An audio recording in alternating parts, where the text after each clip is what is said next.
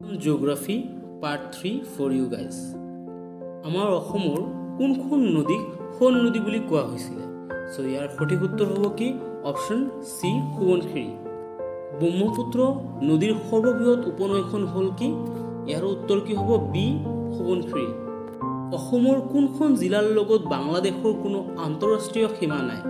So ইয়াৰ correct answer হ'ব option B Hailakandi. কোনটো বছৰত অসমৰ ৰাজধানী শিলঙৰ পৰা এটা মিষ্টেক আছে দিছপুৰলৈ স্থানান্তৰ কৰা হয়? ইয়াৰ উত্তৰ হ'ব 1973।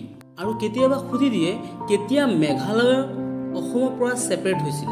সো মেঘালয় কেতিয়া সেপাৰেট হৈছিল? 1972ত সেপাৰেট হৈছিল অসমৰ পৰা।